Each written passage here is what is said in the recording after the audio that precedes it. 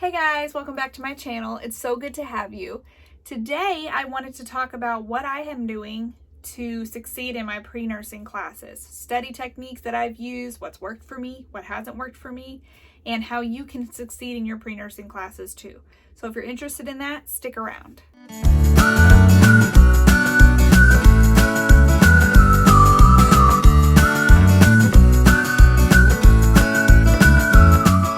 Alright, so I am just coming to the end of my first term for my associate's degree in pre-nursing. I am super excited to say that so far everything has gone really well. I have not received my final grade yet, but I am confident that it is going to be exactly what I wanted it to be. And I am going to share with you a couple of things that I have done to keep my grades up, and I just wanted to give you some tips and tricks so that you can do it too. Okay, so the very first thing that I recommend that you do with any of your classes, any of them, is write down the schedule. You do not want to miss a deadline and get a penalty for a grade, especially if you struggle in the class anyways. You're going to struggle getting good grades. You do not want to lose any points or get a penalty for missing a deadline. So the very, very first thing you need to do, like literally the day they upload your classes, even before your classes start, get your day planner out. Have a day planner, write down every single deadline in your syllabus. Everything is written down. They give you every deadline, and unless they change it midterm or whatever, which they will never make it earlier, it will always be later, it's better to have the deadline. By doing this, I was able to stay on top of all of my classes. I never missed one deadline the entire term. I was actually even early most of the term because I focused so hard on getting the work done. It worked out really good for me, and I'm confident. Like, that is the number one most important thing. Don't miss any deadlines.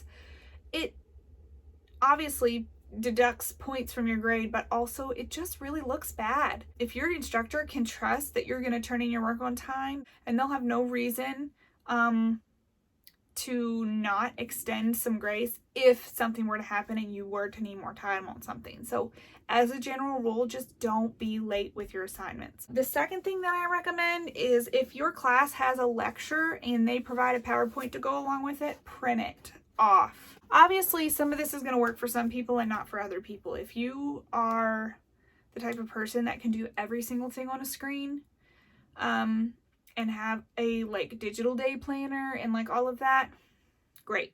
That does not work for me. I am a visual, hands-on. I have to see it, I have to touch it, I have to feel it. So printing the PowerPoints has been important for me. So I have this entire, like, this is from a medical terminology class that I just finished. These are mostly PowerPoints. There are some notes that I've got in there, but these are my study guides. I use the PowerPoint to create a study guide, and I'm going to go over exactly how I do that in a different video, and if you want to see that, just let me know.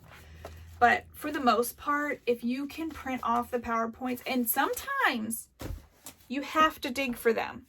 In two of my classes, the PowerPoints were not easy to find. They weren't in the general like modules that I could click on for all the stuff that I had to do through the week. I had to go dig through the syllabus and find all of the PowerPoints for every single week. Most of the time in this day and age, if they're doing a lecture, they've given you a PowerPoint. 9 times out of 10. Definitely print those off and make them big enough that you can see. Originally, I did them like this. This is some of the first weeks where I had 6 on a page, but then when I got to something that was like, you know, pointing out body parts and stuff like that, I couldn't read it. It was too small. So I eventually, after a couple weeks, I started doing them like this and only having like 2 to a page. That made it a little bit easier for me, and it also gave me the space to make notes, because I would have more notes on a page than I could have for 6 slides. So 2 slides work better for me. But you do whatever works for you. Some people like to make the PowerPoints and then make notes on paper.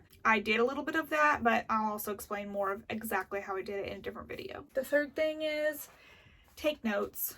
If you're doing lecture, if you're just reading, take notes. If there's something you don't quite understand as you're reading through it, jot it down. Just going back through my notes, answering the questions that I wrote, even if I just had a term written down or something, wasn't really a question, it was just literally a word. Googling that word or going and physically looking up that word in my textbook helped me understand it and gave me another point of reference for the stuff and the content that I was learning. So that was a huge, huge, huge thing. I've tried in the past when I went to school before listening to lecture and not doing anything, because I listened to this YouTube video of somebody who said, don't take notes. You're going to have to just go through and read the stuff, and it's going to confuse you because what you're reading is not going to match up with your hearing. It was the worst piece of advice that I ever got.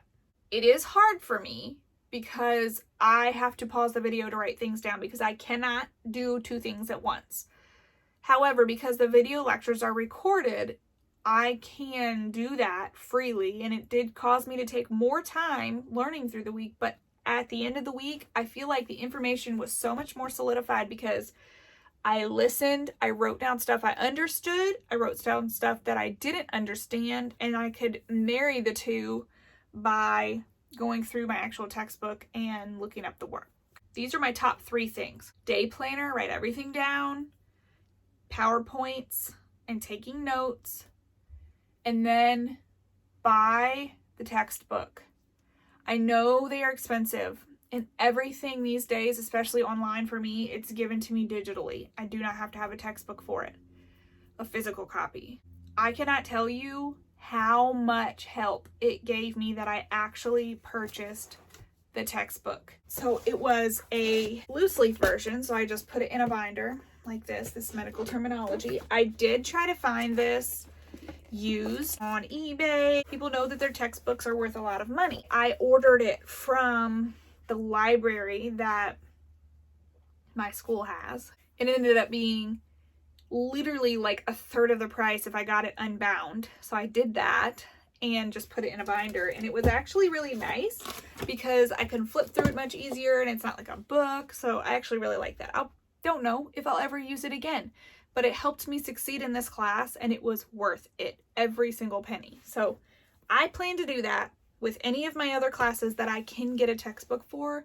I am going to do that because me physically having the book in front of me that I can flip through and look and highlight and do all the stuff with my hands and not just my eyes and my mouse, total game changer. The last thing is for medical school, and I am not sure if this is something that other classes require, but if you have anything where you have a lot of memorization, I just dropped some. See all those? Flashcards have saved my life. Originally, I didn't make flashcards because I used flashcards some growing up, and they just never work. Like, I can't memorize stuff easily. But the physical act of making these flashcards helped me memorize this stuff.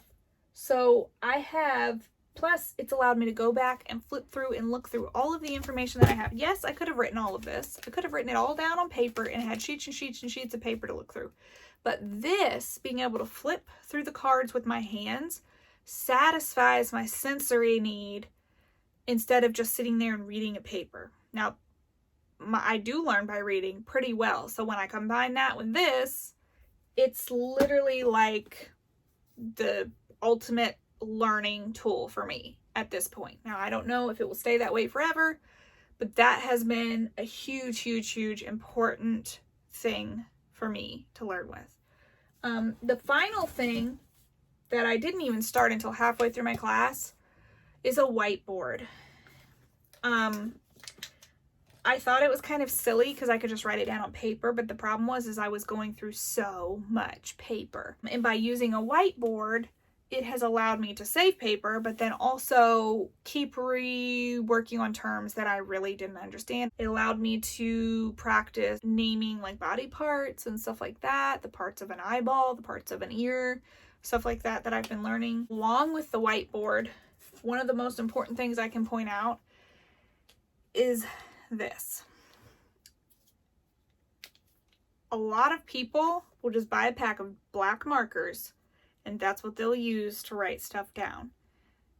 I know that will work for some people, but for me, I have found, and this was gold. When I found it, I found it out myself. Nobody told me this. I one day picked up either the blue or the black marker and I was writing down the name of the terms and I thought, I'm going to write the answer in red. I don't know why, but for some reason, and I think in my brain logically, I feel like it has to do with the fact that when we see red, our brain tells us to stop and pay attention, because like when you see a stop sign, stoplights, tail lights on a car, when you see red, your brain notices it because red, it's been ingrained in your mind for you to pay attention to it.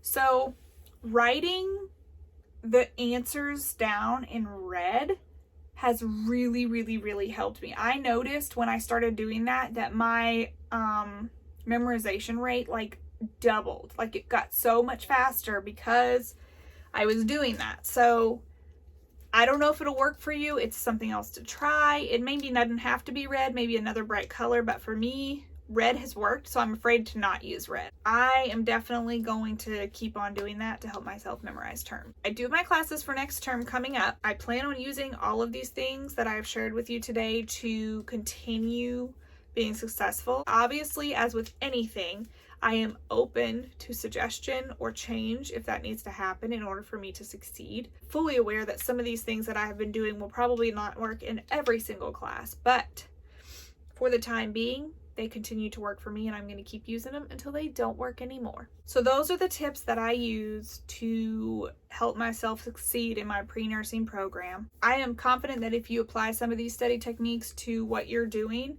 or maybe like change up what you're doing a little bit to maybe incorporate some of these things, that they will help you big time. Like I said, not everything works for everybody. Use what works for you, throw away what doesn't.